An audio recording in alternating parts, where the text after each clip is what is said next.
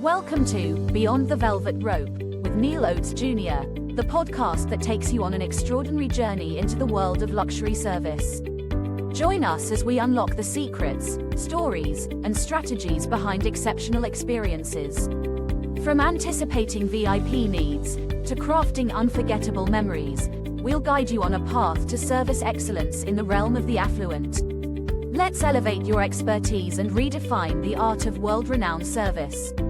Here's your host, Neil Oates Jr. Welcome to the podcast, ladies and gentlemen. Neil Oates Jr. here, and I'm your host. Today's guest is the CEO of BFG Financial Advisors with over 25 years of experience as a trusted advisor. He believes financial literacy is the key to well-being and is the author of multiple books on personal finance and the host of the Don't Retire, Graduate podcast. Eric Brotman's approachable and actionable financial advice has been featured in the Wall Street Journal, Forbes.com, Yahoo Finance, the Baltimore Sun, and other prominent publications. Welcome Beyond the Velvet Rope, Mr. Eric Brotman. How are you today, sir? I'm doing great, Neil. Thanks. I'm excited to be here. Thanks for having me. Hey, man, it is an absolute pleasure. I just reeled off a couple of things about you, but my audience, we're going to get intimate today, Eric. So would you share something with the audience that I did not read or share already?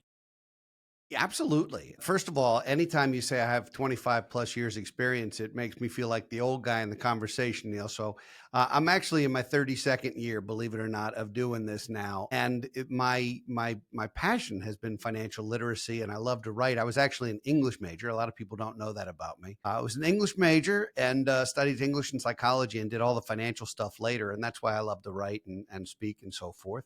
I'm a Baltimore resident, married with one perfect daughter who's a teenager. So I don't know how long she'll be perfect, but she's perfect right now.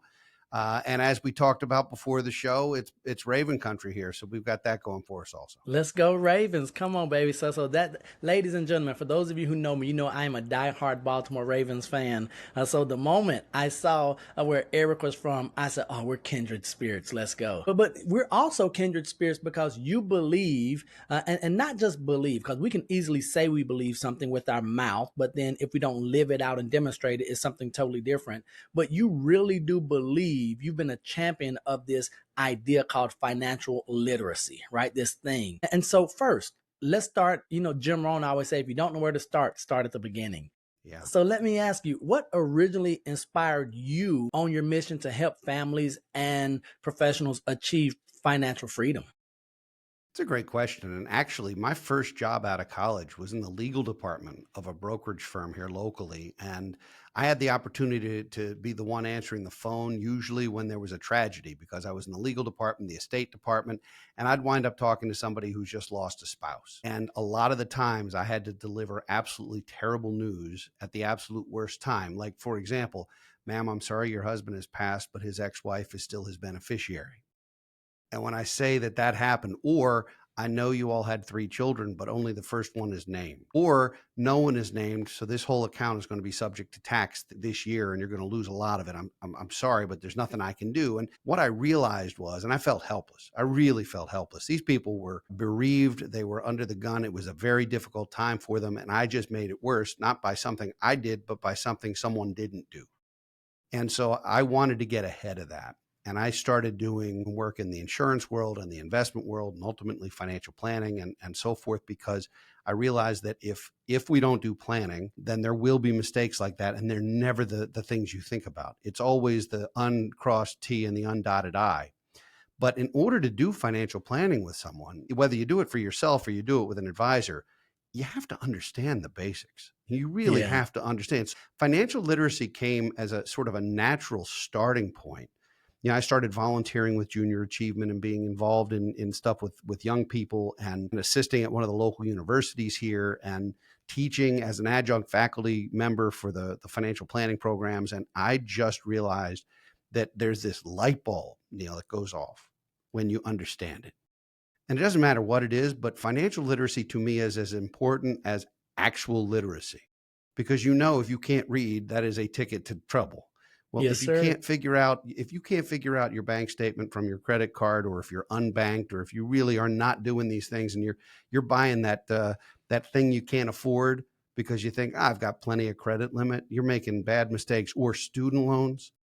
And people make horrendous financial decisions a lot of times out of ignorance. And I don't say that to be mean. I say it because Right. people simply, they weren't taught. It's not taught in schools. It's rarely taught at home. I mean, I grew up watching people who didn't know a whole lot about money, and I didn't learn a lot of the right things. I learned what not to do. I don't Right. know what it was at your house, but I learned a lot of what not to do. And as a result, it just got me on this path to financial literacy being the first step to doing a plan, which is, I believe, the only way to reach financial independence. I mean, shy of some massive inheritance, which I don't know about you, but Right. is also not coming my way. Hey, so Eric, once again, we are more alike than we are different, sir. And so you mentioned about that light bulb going off once you Yeah. have financial literacy, but maybe the audience today, they're in the dark.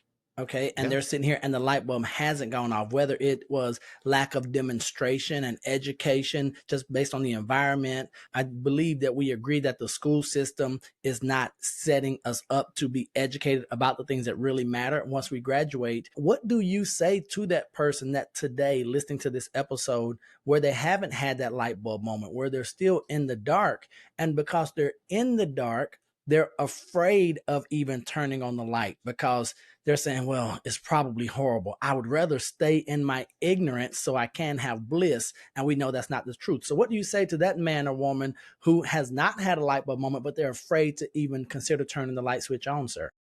The first thing is, you don't have to admit to anyone that you're having that need. So you don't have to go out and publicly say, hey, I don't understand this. Somebody help me. There are resources and things you can do, online courses, and certainly books and other things. You can certainly talk to a trusted friend, or if you want to do that. You don't have to put something, out in the newspapers or on the internet that says, hey, my light bulb I'm hasn't gone off. struggling. Somebody help It me. ain't working.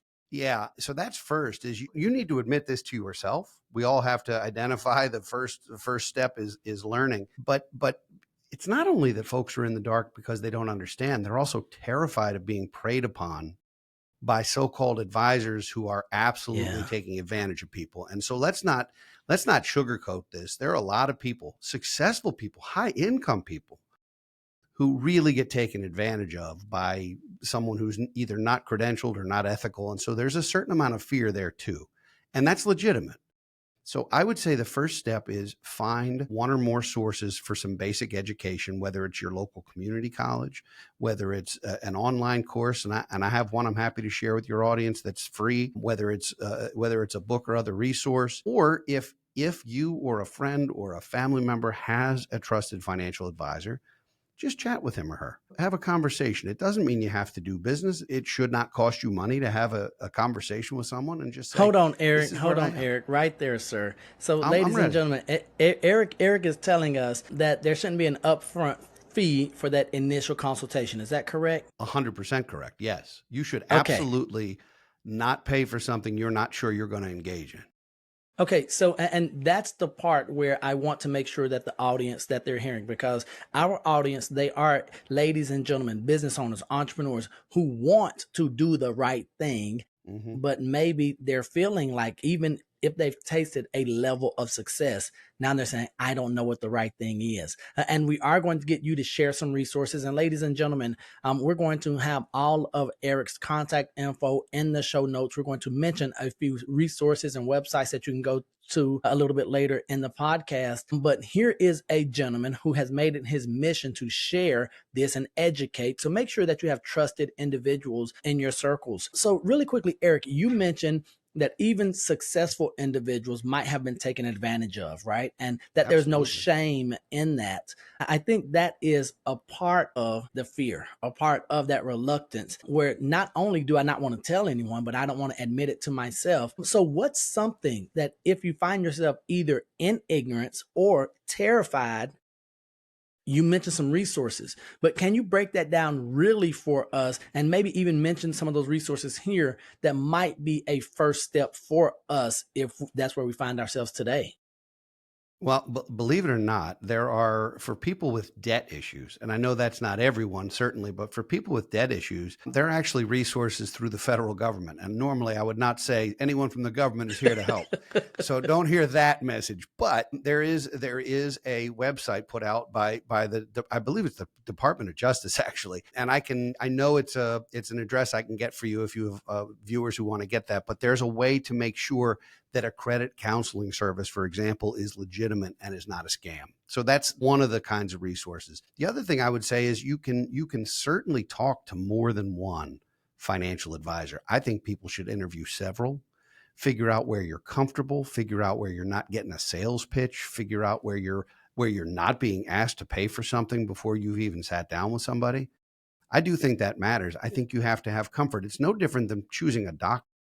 You get your health insurance. If you're fortunate enough to be insured, you get your health insurance, you get your list, and here's your 800 primary care physicians you can pick from, and you close your eyes and pick a zip code and hope for the best.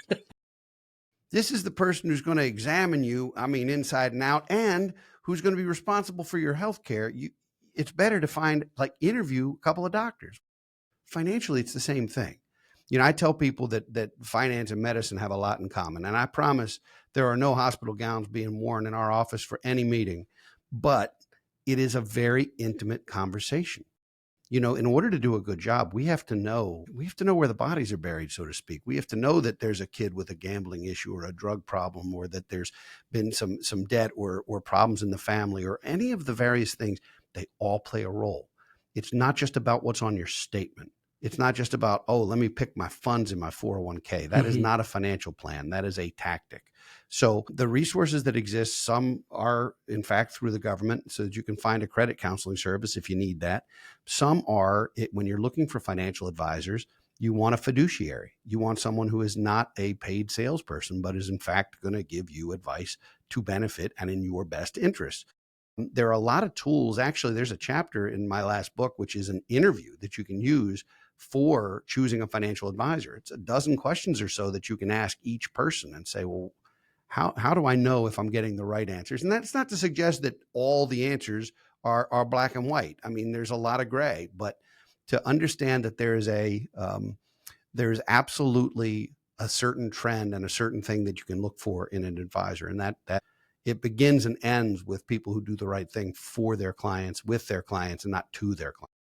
Good stuff. So, Eric, you mentioned, and we're going to talk about those 12 relationship questions with your financial advisor, but I would be remiss. Go ahead and mention the name of the book, because that might be all some people get, right? That might be as much as they can digest today. I'm going to do one better. I'm going to put it up here because the shameless plug. It's a pig with a mortarboard on it, so he's a graduate or she. Don't retire, graduate. It is written to be a path to financial literacy and financial independence. It is written with a freshman, sophomore, junior, and senior year of your financial life in mind. It begins with some of the basics, some of the debt and student loan stuff. It begins with banking and credit and cash management. It goes on to talk about various insurances and some of the things that are important for risk management, investments of all different types, planning for retirement, and most importantly, what to do in retirement. And so you sort of go through, there's a full chapter on the impact of getting married on a financial statement, not to mention the one of getting divorced, but that's not its own chapter. It is discussed, of course. It's what if I have children? If you and your partner want to have children, that is a major expense. And how do you plan for that? Should you buy a home or should you rent? I mean, not everyone should buy a house. A house is, generally speaking, a terrible investment. I know that the real estate folks are just cringing right now, but the fact is, if you live in it, it's a terrible investment because you have to put on the roof or the driveway or fix the leak or replace the stuff. I'm not saying you can't make money selling a house that's appreciated. I am saying by the time you figure out what it costs you to actually live there, it's not a good investment. So there's chapters on that. I talk about the art and science of investing, how to build a portfolio, how to manage risk. And then I talk about what you want to be when you grow up, Neil. On my podcast, I ask every guest what they want to be when they grow up. And some of them are 80 and they're confused by the question. But the fact is, retirement should not be a disappearance. Quit. I have enough money now to do nothing, and I'm going to sit on my couch, watch daytime TV, and occasionally play shuffleboard or putter around in a golf cart. That is not living. That is waiting to die. Right. So how do you get financially independent to the point where you can do things that are passion projects, things that light your wick, things that get you excited to get up every morning, whether it's for money or whether it's volunteering, whether it's consulting, whether it's grandchildren, whether it's all of the above, whether it's fitness, whether it's travel, whatever it is. But you got to have more to do than just sit around waiting for the Grim Reaper, because that's a miserable way to spend what could be 30 or 40 years. It It's a could long be that, time. and that is a miserable way to be miserable for a long time. I'll So, pass. so, so really quickly, Eric, ladies and gentlemen, you all heard Eric mention his book, Don't Retire, Graduate, and that is going to be a fantastic resource that I encourage all of you to obtain. But he is also the host of his very own podcast. When he's not being a guest, he's being a host, and you all heard him mention that. And if you've guessed it, the name of his podcast is Don't Retire, Graduate, and you can go there by don'tretiregraduate.com. Don'tretiregraduate.com, and you will get all of Eric Brotman on a continuous basis. And so I think that's important for us to know and to visit don'tretiregraduate.com so that we can so it can be downloaded into us on a continuous basis. So on that note, Eric, I want to ask you, as a financial advisor, as a credentialed, and that is very important, ladies and gentlemen, that you have the proper credentials. What's one financial myth or misconception that you still hear far too often today? Oh my goodness, there's a bunch, but one is that you have to be debt-free when you retire. And I know that sounds strange, and psychologically, it is better to owe nothing when you retire. But debt can be leverage. It can be used to grow your wealth. And so while I will tell you that when a mortgage is at 2.5%, and we all know that's not true anymore, but it was for a while, when it's at 2.5%, and you can go out and earn 5 or 6% or more on your money in different ways, potentially, or more, that it's better to maintain that note, and you don't have to be debt free. I will also tell you, psychologically, it's so much better if you are. I mean, paying it off just to feel better is still a thing. So what I will say is, it's a myth in that it's the best thing for you financially, but it's true in terms of what it's the best thing for you psychologically, and our psychological health matters too. So there is behavioral finance, not just finance. None of us make all of our decisions.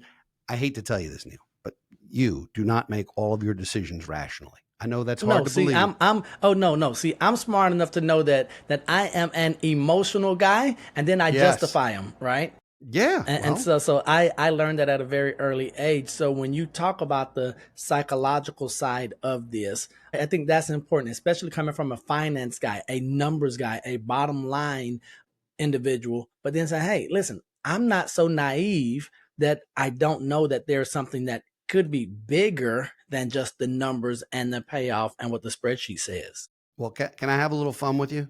Yes, Can I give sir. you a little? It's a little quiz, and I think you're going to be all right here. But let's have a little fun, because when I tell you as a financial advisor that numbers lie, I'm going to give you an example and show you how numbers lie. Okay. Okay. Let's So go. Neil, you're going to invest $10,000. You're going to invest it for 2 years, and you pick a fund or an investment, whatever it is, and you're going to invest it for 2 years. And in the first year, you gain 50%. And in the second year, you lose 50%. When you then look at the prospectus and it says your average annual return was, what was the average annual return if you were plus 50 and minus 50? So now see, Eric, why you do this to me on It's a trick air? question. No, it's a trick question. You don't have to answer it, but zero. The answer is zero. If you have a plus 50 and a minus 50 and you average them, it's zero. Right? But you didn't experience zero, because the $10,000, first it grew to 15,000 and then it shrunk to 7,500. So it averaged zero, but you lost money. The numbers lie. The math is real, but the numbers lie. It is so much more important to get positive returns and to piddle along than it is to shoot for the moon and get ups and downs, because in order to make up for a 50% loss, you need a 100% gain. It doesn't matter what order it's in. If you take that same $10,000 and you lose 50%, it's 5,000. You need 100% gain to get back. Right. Not to mention the fact that the gain might be taxable. Let's forget that for a second. We already said nice stuff about the government. I can beat on them all you want, but the bottom line is that the math lies. So if you look at an investment and it says we've averaged 5%, whatever it is, it's different if it went 5, 5, 5, 5, 5 than if it went plus 25, minus 20, plus 15, minus 10, and it was all over the board. It might still average 5%, Right. but you don't have the same amount of money. So it is, it's kind of like the tortoise and the hare. Every time I hear that story, the tortoise wins. Plod along, keep doing things. That doesn't mean be afraid to So invest. hold on, Eric. I'm going to ask you, in 2025, as we're recording this podcast, Yeah. are you still telling us to be the tortoise? Always. But it doesn't mean you have to be super conservative. I'm so not telling you answered so quickly. Always. And the reason I ask you this, and I want to make sure our audience is hearing this, because that's not the sexy thing that we're being sold in society. Correct. The quick buck is never the best buck. It isn't. And most of the time, if it sounds too good to be true, it's too good to be true. They say if it walks like a duck and it quacks like a duck, it might be a duck. It must be a duck. Yeah. Now, we've been hearing that advice. We've been hearing that mantra for decades. And why is it that we as individuals and I want to believe that we're at least semi-intelligent. I believe that we believe that's true, but we want to believe that the hare still wins. We want to believe that the fast way. But you're telling us from your experience with the hundreds, if not thousands of clients over your 30 years, that we have to be the tortoise. Be the tortoise. I'm not going to put you on the spot again because that was mean. But, for some people who enjoy going to the casino, some people enjoy playing blackjack or whatever. I don't know about you, but whenever somebody tells you about their trip to Vegas or Atlantic City or wherever they went, they only tell you when they win. Yeah. Am I right? They'll be like, I won $500. You're correct. You won $500, but you've been 6 times. And the other times you lost $500 each time. You were not up, right? The other thing is we feel a certain way about money. There's so much emotion to money. I don't know about you, but if I were to play blackjack, and I'm not saying I do because I'm a financial advisor, I can't talk about gambling like it's something I enjoy. But if I did, and if I decided to bet with $100 and I won $100, that would feel pretty good. But it wouldn't feel as good as losing the $100 would make me feel bad. Right. We feel worse about the loss. So what happens? What happens is you say, I'm going to play with $100. It's fine. Oh, I'm up. I'm at 300. Look at all these chips. And then you keep playing. And the reason you keep playing is because you're like, well, this isn't really my money. It's house money. 200 of this doesn't belong to me. And I say, yes, it does. Cash out and go get a sandwich. It is now your money. It is not house money anymore, but we think of it like it wasn't ours in the first place. Right. So we wind up giving it back. And then the $100 is now 20. And we're like, oh, I got to get it back. So you're at 0 and you go hit the ATM because you're like, man, I got to get this back. I can't lose money. And that's why these casinos have fountains in their lobby, because people do the same thing over and over again. Investing, I'm not suggesting that investing is gambling. There is a difference. Right. I am suggesting, though, that it is better to have lots of small wins. Think about singling your way to the Hall of Fame instead of hitting a fair number of home runs, but striking out 3 times every game. It is better, in my opinion, to single and double your way and just build wealth. It's exponential because of compound interest. If you start early and you compound that, a 5% gain 30 years from now, if you've been doing it all that time, is going to be a big deal, even though it doesn't feel like a big deal today because you keep doing it. Right. So Eric, you just mentioned this idea of building wealth building, and you're not saying wealth winning, right? No. You're not counting on the lotto. You're not counting on the casino. Could you just talk a little bit about the journey, the process of wealth building from the financial advisor viewpoint? How are you advising clients, in addition to looking long-term and doing the right things daily? What might some of those actionable items be for me as someone coming to Eric Brotman saying, hey, Eric, I've messed up. I want to get right. Yeah. What do I do?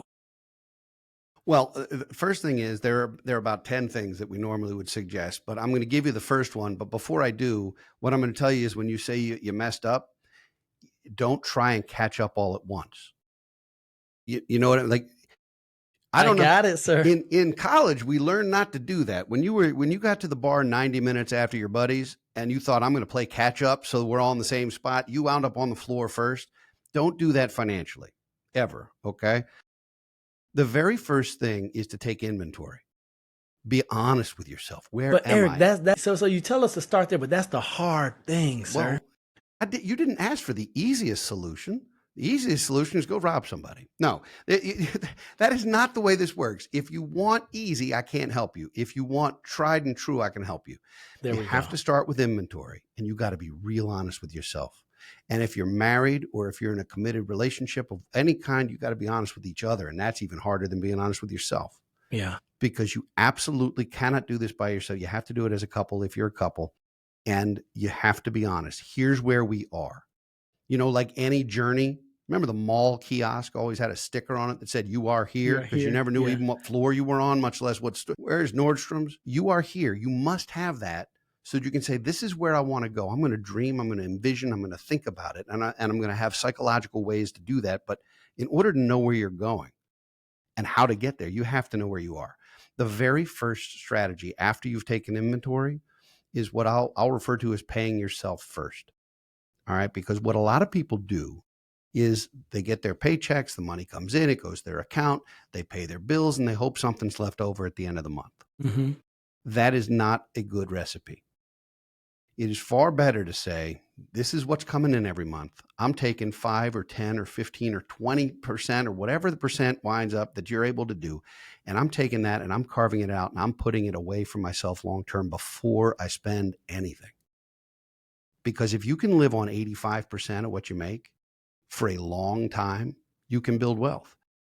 So Eric, right Yeah, there, you just mentioned pay yourself first, right? always. And so we might find ourselves in a position where we're trying to manage debt, right? Mhm. But you're saying we can manage debt and build wealth at the same time if we plan initially and if we do that hard work up front. Well, I would also say that paying yourself first might mean making extra principal payments to debt, because that is still digging your way out of a hole is as much as important as starting to build the mountain, right? So if you're in that position, have a true debt reduction plan. People really don't understand how it works, and we've seen a lot of people who come in and they'll have 6 credit cards with balances on them Mm-hmm. and a really low rate mortgage, but they're paying extra every month toward the mortgage because it's the biggest number and it bothers them the most. Meanwhile, that is a recipe for disaster. You ought to pay off the higher interest ones, the ones that aren't deductible, the ones that aren't helping you. And so every time you do that, it can then snowball. And there's lots of debt strategies. And frankly, any of them are better than not having a strategy. But again, there's psychology. It's like, well, if my credit card, if I end up messing that up, I don't care, but I don't want to lose my house. I get that. And if you're under that kind of duress, then there's other situations that we need to deal with. But in general, paying yourself first means being rid of very adverse debt. Consumer debt is by its very nature not good. Anything you bought. So start right there. Just Yeah. explain consumer debt, if you would, Eric, to make sure our audience that we're seeing eye to eye right there for us, please, sir. Consumer debt is one type of shopping or another. Okay. So it could be a car, quite candidly. Car loans are not our friend. Or it could be, and car loans, by the way, are a reality for most people, aren't buying Mm-hmm. cars with cash. So it's a reality, but you want to be thoughtful about how you do it. But any MasterCard or Visa or American Express bill that you pay interest on is probably at 15, 16, 18, 20%. And when you make payments toward it's still compounding faster than you can keep up with it most of the time. So consumer debt by its very nature is for something you bought that you couldn't pay for with cash that you shouldn't have bought. Now, I understand sometimes I got to get 4 tires or I got to get a new washing machine or I'm not cleaning clothes. Life happens. But if it's stuff that you don't need to do, if you can't pay for it in full, and I think credit cards are great. I put everything on my credit card because I like the points and the benefits and all that, but I pay it in full so I don't pay any But interest. there we go. So If repeat that once again. So Yeah, credit cards aren't you're bad. leveraging that. Come on. I get 2% back on everything I buy. Everything. So why not get a 2% discount on everything I buy? Or hotel points or airline points or whatever you're into, Amazon points, doesn't matter. But you got to pay it in full because otherwise you are losing that game. But Eric, that is a part of your strategy. So you have a plan going in that's not your last position, last choice. That's a Correct. conscious decision that you're making. Okay. Correct. All right. Absolutely. And so, ladies and gentlemen, coming from Eric, he's reminding us consumer debt is not good. Now, he did say he understands that life happens. And so I just want to reiterate, speak to a financial advisor, someone who is credentialed that has your best interest in mind, that's going to tell you the truth, not what's easy. Go ahead, Eric. Well, yeah, the easy solution is rarely the best solution. So we talked about paying yourself first. Here's another thing to consider. If you work for a company and that company has employee benefits like a 401k, and there's a match on your 401k, if you're not taking advantage of that, that is literally free money, where you put in 6% of what you earn and they put in another 3%. I know there's strings attached. You got to be there for a certain number of years for it to be yours and everything else, but it's still free money. It's a raise. All right. And that's true with health savings accounts. It's true with 401ks. It's true with employee stock purchase plans and other types of things. So if you can manage the debt, if there is some, and still take advantage of the free money that your employer is giving you, that is the best way to begin. If you can balance those two things, once there's no debt, then take advantage of everything your employer's giving you. Because you might as well, you're working there. You might as well get every bell and whistle you can get for your work, right? And then also diversify away from your work plan, because it's going to be limited in scope. There's so many reasons why it's going to be limited in terms of what you can hold. You don't want to put everything in a retirement plan. So as you begin to build wealth, and we talked about building wealth, you don't want all of your money to be fully ordinary income taxed at your retirement. You want tax diversification too. You want some money that's not taxed at all. You want some that's taxed at capital gains. You want some that's taxed as ordinary income because you got a break on the way in. There are tax games to play. There's a reason why, if you were to take your tax documents, Neil, to 10 CPAs, you'd get 10 different tax returns, which is absurd when you think about it, but it's art, not science. So that means that there are ways to win the tax game. You have to be smart enough to understand the code and have the right people. And that's one of the things people hate about rich people, is that rich people feel like they're not paying a whole lot in taxes. And it's only because they've figured this out. It's not that it's free. God knows I pay enough in taxes for all of us. That's what it feels like anyway. But you can also do some things to improve your situation now and in the future, and then to improve it for your kids and grandkids.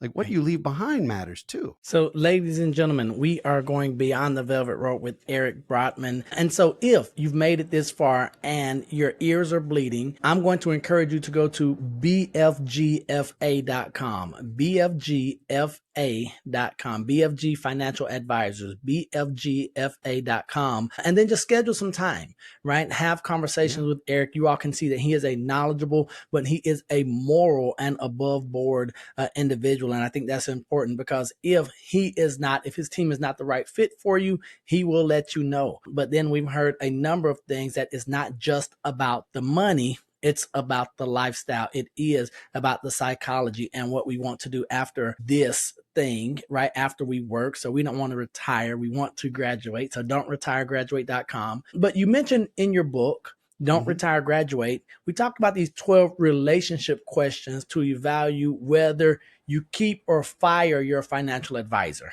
right? But for some of us, it might be, how do we select or choose a financial advisor? Would you share some of the very important ones with us, if you would, Eric? Yeah, and I'm going to throw these out in no particular order, because it really is about trying to hire a financial advisor. If you already have one, it's a good way to get a second opinion too, which isn't a bad thing. You do it medically, why not financially? But one of the things to ask is who a typical client of the firm is. You don't want to be the firm. Why does that matter? Well, it matters because you want to make sure you're working with a firm that represents people like you. And it doesn't mean it has to be exact. But if you're just getting started financially, and most of the clients of the firm have $10 million with the firm, you might not be in the right place. And that's not to be mean. It's just true. Right. Some firms have minimums. Some firms have different levels of service. You want to be in a firm that can meet you, or with an advisor that can meet you where you are and grow with you. All right. So for us, we have a program called Financial Planning for All, which is designed to be an affordable plan that is a subscription-based plan. You don't have to invest money with us. You can, but don't have to. You don't have to do other implementation with us. It allows somebody to get good, solid, objective advice without having to buy anything. Anytime a financial advisor says you need to buy this product, it means that might be the only way he or she is being paid. All right. So the next question to ask is, how are you paid? Financial advisors all get paid a lot of different ways. And I'm not beating on the financial advisor who earns commissions. Commission's not a dirty word so long as you understand it, and so long as it's transparent and it's fair and it's disclosed and reasonable. And I don't mean disclosed on paragraph 3 of page 704. That doesn't help me. All right. The lawyers love to do that. Like here's a you remember the old telephone book here. Come Just on, read Eric, this. let's go. That's nonsense. But some are paid based on hourly work. Some are based on a project or an engagement. Some are paid based on assets under management as a percentage. Some are paid commissions. Some are paid combinations. Ask how they're paid and get it in writing. Understand it. It should be transparent to you and you should be able to understand it. And Eric, that's Yeah. acceptable for us to do, right? That's acceptable for us to Absolutely. ask, because we think that, hey, we don't know. So if we needed to know, they would openly tell us. The good ones will, but not everyone will. I mean, I actually think pricing should be transparent with anything you do. I mean, you wouldn't hire somebody to paint your house and not know what they were charging you until they were done. You'd want to know, what is this? Is this $1,500 or $15,000? Please give me an idea before the paint hits the house. It's anything you do, it should be transparent. So who is a typical client of the firm? You want to make sure that you're in the wheelhouse. You don't want to necessarily be some firm's biggest or smallest client. You want to be in the sweet spot, the hitter's zone. That's where you want to be. And how are they paid? Who do they represent? Are they an employee of a company, or do they only represent clients?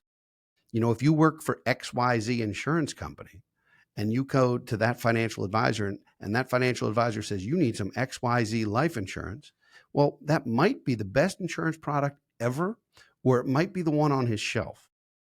And so understanding who do you represent, because anyone who has an employer relationship with a bank, with a trust company, with an insurance company, with an investment firm, their first duty is to their employer, not to the client. That's horrifying to me. Yeah. So who do you represent? What services do you provide? If I'm signing up for this, what's included? What am I going to get for that? Or is it just a 20-minute conversation every 6 months? What am I getting? What are the deliverables? What can I expect to receive that's tangible, that I can work with, that I can use? What does online access look like? Do I have access to my information? That's becoming less of a big deal because everybody sort of has it, but how do you do it? How easy is it? Will you be willing to work with or talk to my kids as they get older, or my mom and dad? Understanding what the family dynamic is. What are the things you can help me with? Because I got to tell you, Neil, so many of the mistakes are in places that most financial advisors don't get directly paid for. So they get ignored a lot. So for example, you've got a financial advisor who works for XYZ company, or maybe he doesn't, and you've built this beautiful portfolio. It's $3 million. It's doing great. You got this great portfolio, but you have the wrong car insurance and you rear end somebody. Gone.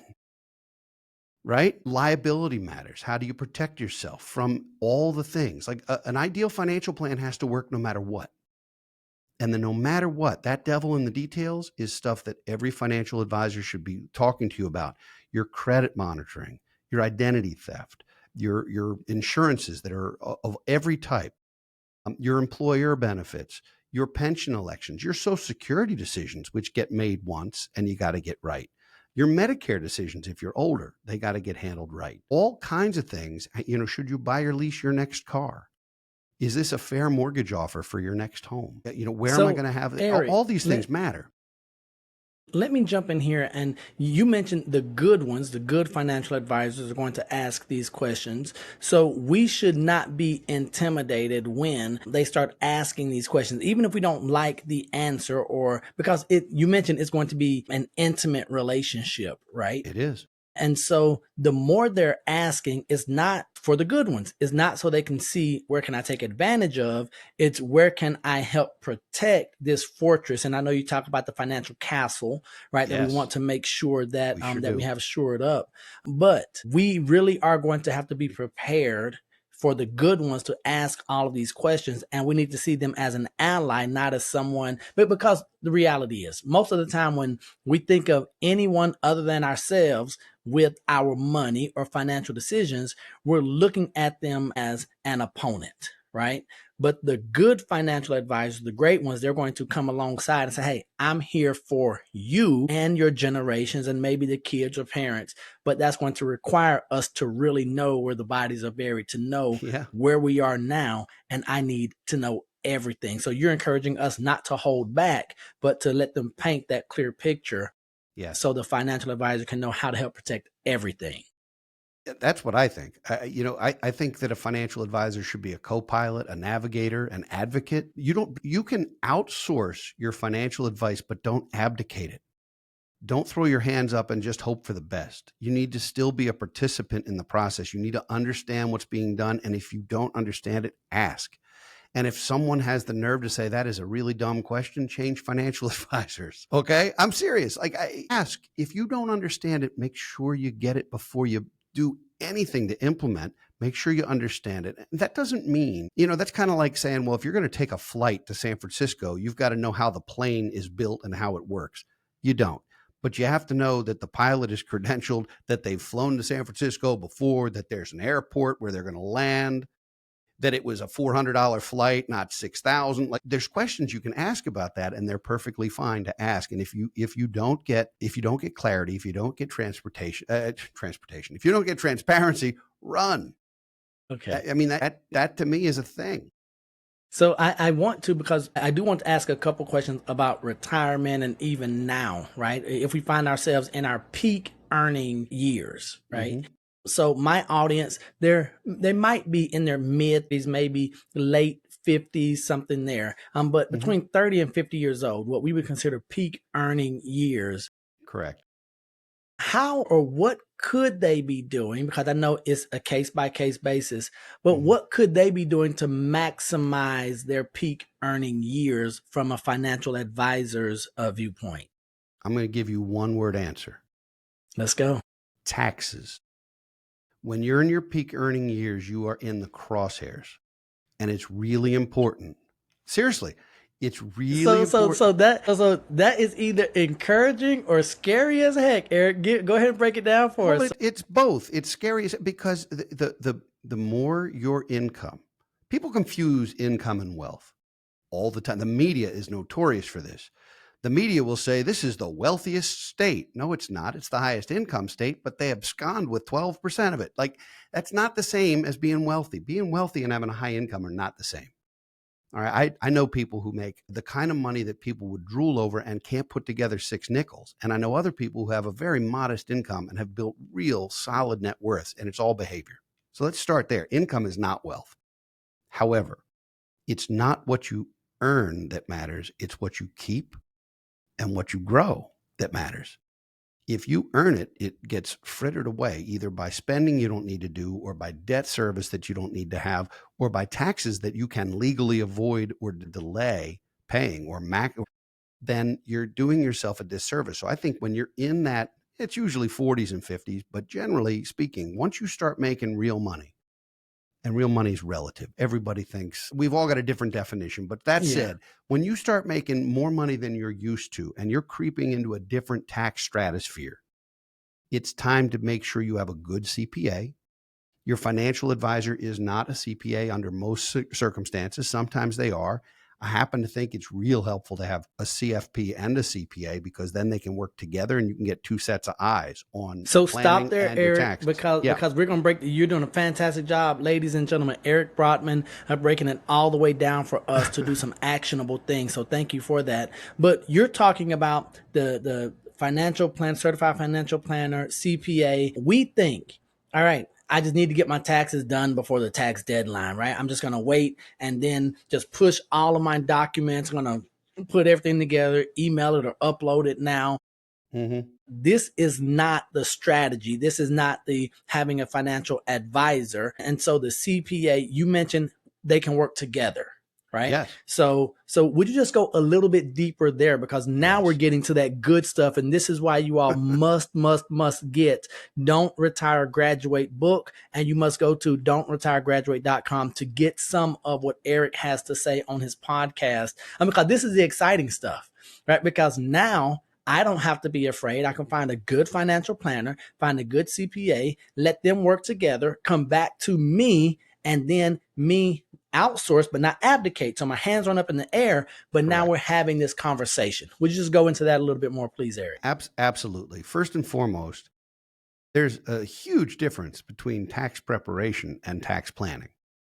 Tax preparation can be done at any corner in any city. There's a tax prep place, and we charge you $75, and you can get a soda while you wait. That's not tax planning. That is filling out forms. Tax preparation, the idea of preparing the tax return, is the last step that a decent CPA should be taking, and certainly not the only step that you should be taking. I know that there are resources where you can file your own tax returns. I would sooner do my own root canal, because there are ways. Seriously. So I wouldn't do my own tax return. Not because I can't, but because I got to be out of my mind. In the same way that if you're an author, you can't edit your own work. You've got to have somebody do the editing, because you can't edit your own work.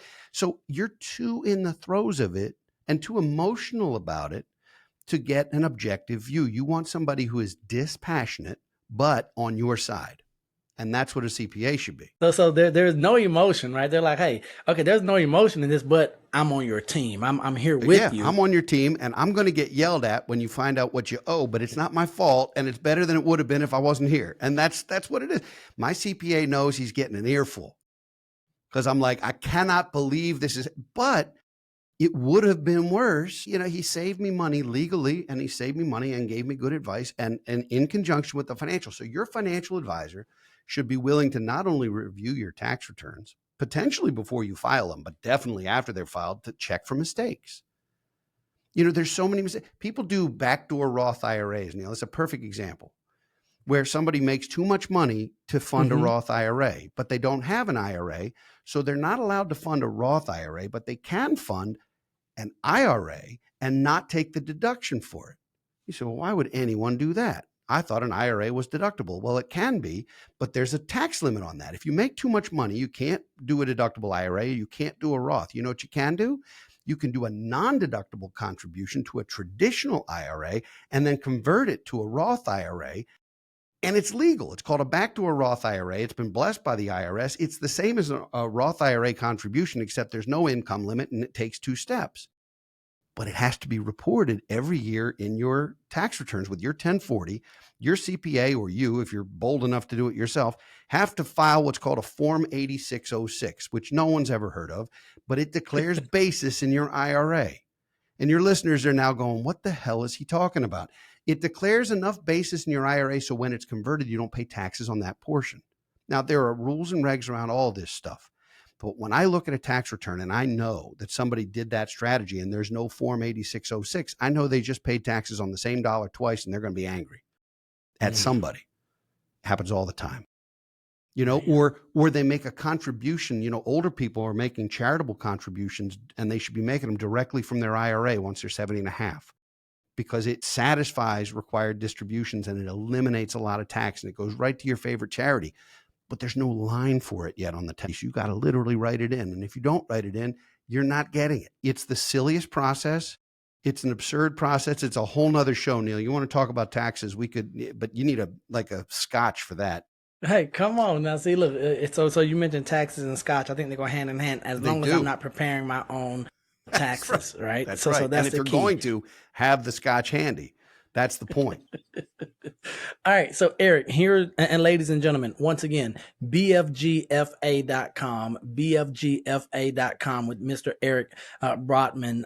He's already proved to be a wealth of knowledge, information, but then also honesty and transparency. And that's what we love here Beyond the Velvet Rope. So we're going to transition just a little bit, Eric, as we prepare to close this episode. As a money guy, and when I say money, I don't mean valuing money, but being in the finance industry, what's the best money advice that you've ever received? Well, number one was to pay myself first. And I know I already said it. I know it's boring, but it's excellent money advice. Yeah, go ahead. Right there, where did that advice come from? And at what age did you receive that advice, if I may ask? I came up with that through some of my professional education when I was learning the financial business in my mid-20s. I Okay. did not learn that at home. I did not learn that in school. And I That's what certainly I didn't do wanted it to right. know. I got my first job at 21 and got a packet yay big of all the stuff. We need this back by Friday. Pick your stuff. And it could have been in German, but there was nothing I was going to do to understand this. I have 46 health plans to choose from. I'll take the cheap one, please. Like I didn't know. And there were things I could have done even at that early age that would have made a difference. And I just missed the memo because I didn't understand any of it. So paying yourself first is big. The other good advice I got, and I will credit my father and my grandfather for this. When it was time for me to finally get my own set of wheels, a little freedom on the highway, I was coveting this new Chevy. I wanted a new Chevy. Yeah, I was going to be rolling up, and it was going to be Let's sweet. go, baby. And it was going to involve a car payment. And I'm like, yeah, it's $200 a month or whatever it was back in the day. And I'm stocking shelves at a clothing store. I'm flipping burgers at Burger King, no joke. And I'm like, I got this. I can cover $200 a month. I can cover that, baby. You're going to be my beautiful. father and Let's go, grandfather Eric. both said, get a used car. Don't get a new car. We can help you with it, and you won't have a car payment. It was great advice because it took me less than 36 hours to hit somebody. It's God's honest truth. I'd have been so mad. And it was a fender bender, but it was a lesson. And I learned the easy way because I listened. Yeah. And you don't always get good advice from your folks, but Dad, that was a win. And so I wound up with a 1985 Pontiac that I could have driven into a building and I'd have been fine in it. And it was good. Good stuff. But it was good advice to avoid granddad. Avoid the debt. Buying a new car is a horrendous thing financially. Yeah. I still like the new car smell. I still do it every now and again, but I'll drive a car for a long time. I like a new one, but I will drive it for a long time. Everybody has their own thing. Buying a car is a terrible investment. It's worth half what you paid for it 5 minutes after you have the keys. So Eric, you mentioned something, and I do want to just pause here because some of our audience might be either switching jobs or getting their first job if we're fortunate enough to have you as an audience member. You mentioned that packet of stuff that has to go back. Oh, yeah. Is it advisable for us to take this packet of stuff to a knowledgeable professional and saying, hey, I know this is like I'm looking to get a job, but I don't know what to fill out. Is that even feasible for us? Maybe it's not our first job, but we're changing jobs. We're in transition. Do we take all of these forms and say, hey, I don't know which one to choose? Is that even a real thing we do with the financial advisor? Oh, we are absolutely part of that conversation sometimes. In Let's fact, go. we might even help people evaluate 2 different job offers where the salary's higher over here, but the benefits might be more valuable over there. And if it's just financial, which is a better deal. And oh, by the way, this one pays you a little more, but it's a much longer commute. So you got a quality of life issue there. You're beating the hell out of your car over there. Like it's a different thing. And so, yes, if you don't have a financial advisor, it's going to be real tough to take that stack and go, here, help me, because they don't know you. Any more than you could go to a doctor you've never seen before and say, is this pill good for me? They can't. They don't know. They haven't identified it. But if you do have a financial advisor and you're either contemplating changing jobs or accepting some other position or whatever, yes, you should be doing that. And the benefits mostly now are online. So you can't share the login access, but you can PDF all of it and say, here it is. You don't even have to mail it or show up with it. I mean, we have clients all over the country, so it doesn't matter that we're not local. They don't have to show up with a big packet. It's all emailable or it can be uploaded into a secure vault. Yes, I think you should discuss that with your advisor. Which health plan makes sense for me? Well, here's a plan that's high deductible. How much do you utilize? What is your prescription usage like? We have relationships with estate planning firms that can help with legal documents, with healthcare firms that can help you make that analysis. I mean, we do that for our clients at no cost to them. I mean, they're already clients. They already have a relationship with us. We just do it. So I think if you have the right relationship, use it. If you don't have the right relationship, it's going to be hard to show up with that. And the problem is your HR department, your human resource department, they can't advise you. They're not legally allowed to advise you. All they can say is, this is the form I need. And if you go to any of the vendors, if you have XYZ as your 401k company and you say, which benefits do I choose? They're going to say, you need to be in the XYZ 401k. Do everything there. You're not going to get objective advice. Every now and again, maybe, but most of the time you're not. having a financial and a tax advisor. And then the third part of that triumvirate, there's always three, is your lawyer. Anybody, whether they're business owners or whether they're families who are starting to accumulate some wealth, should have a good estate planning attorney, a good CPA, and a good certified financial planner practitioner. And they should all know each other, and they should all be able to work together and know what one another are doing. I liken the advisors that we use, Neil, to the huddle in football. We'll come back because you were talking Ravens before. If you've got this huddle, you're the quarterback. It's your money. You're the quarterback. But there's that earpiece, right? The offensive coordinator, that's the financial advisor. Here's the play. Let's run it and make sure all these people know. Make sure the investment people and the insurance people and the real estate people and the bankers and the lawyers and the employee benefits, make sure they all talk to each other, because the mistakes get made when two receivers run the wrong route and the play goes to hell. And that's what it is. Man, so I'm telling you, ladies and gentlemen, Eric Brotman has a skill, a gift, a talent of making the complex simple enough for this kid from Alabama to understand. And so, Eric, I do want to say thank you for that. And I mentioned earlier about your personable advice and guidance. And that's a very real thing, ladies and gentlemen. Maybe you're in a position where you're uneasy and you're still living and operating in ignorance. And you're like, man, I just need a trusted, friendly voice. Even if they're going to deliver the truth, they're going to deliver it in love, right? And so I believe that you all have come to realize that that's where Eric is coming from, right? And so I would like to, we're going to do something different here in a moment, but is there one thing that you would like to share with the audience that you haven't shared already in our time together, Eric? It's very simple. Don't wait. Everything we talked about will be harder tomorrow than it was today, and harder the day after that than it will be tomorrow. Waiting will not solve it, because in the equation that equates to wealth, the biggest factor is time. And you have more time today than you will ever have again. I don't care if you're 25 or 55. You have more time today than you will have tomorrow or ever again. Don't wait. Do something. And even if you get advice and the advice is you're in great shape, you don't have to do anything, you will at least have gotten that advice. So that's what I would say. And ladies and gentlemen, that is that truth and love, right? That's that hard thing. He said, hey, don't wait. And someone was like, well, we're going to wait until Mr. Eric Brotman has told you right now, don't wait. So one more time, don'tretiregraduate.com for the podcast. Purchase the Don't Retire Graduate book. Be sure to visit bfgfa.com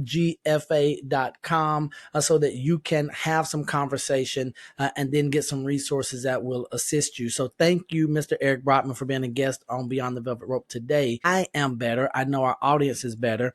But now it's time for us to have some fun. We're going to shoot some rapid fire questions. Ooh. Oh, I'm ready. I'm ready. Look, this is what I'm talking about, man. I love it. He's like, man, this is why I sat here for the entire podcast. I put you on the spot. It's only fair that you get back at me. Let's do it. All right. Here we go. Ready. Favorite color? Orange. Why? My hockey team. Which is? Philadelphia Flyers. Come on, man. I bleed orange and black. I do. Good Philly stuff. Philly sports is a special thing. I bleed orange and black. All right. Favorite food? Pizza. Any style? All day, every day. I don't care. Every day? It don't matter. It can be Chicago. It can be New York. It can be street corner Baltimore. Whatever it is, pizza. I could eat pizza every day, and it shows. Hey, come on, stop the madness. Mickey Mouse or Bugs Bunny? Bugs Bunny. No hesitation there. No hesitation. Bugs Bunny was much more legit than Mickey. Mickey Mouse was phony, and Bugs Bunny was legit. Batman or Superman? Superman. Why? Batman's not a likable guy.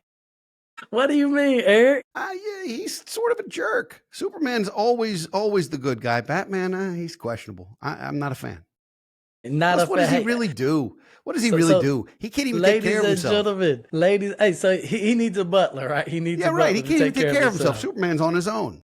So I don't know what you all look for in a financial planner, financial advisor. I look for confidence and quick, knowledgeable decision. And he has a defensible position on everything he says. So fantastic job there. One movie that no matter how many times is on, if you're flipping through the channel, you're going to stop and watch it. What is it? One movie. That's real hard. Miracle. Ooh. If Miracle's on, I have to watch it till the end because the last 5-10 minutes give me chills. All right, there we go, ladies But and gentlemen. Rudy's the same way for me. Really? Certain movies, sports movies, Remember the Titans. I love sports movies that are well done. Miracle I happen to love because it was, and Rudy because they were true stories. Yeah. But in fact, Remember the Titans is a true story also. So I love that when there can be something that's true and hits home. And I love sports movies in general. I can't turn them. Good stuff. Your favorite book besides Don't Retire, Graduate? I have two, and they're very different, and I can't give you one. The first is Atlas Shrugged by Ayn Rand. I could read that over and over again because it is, I think, the greatest book ever written.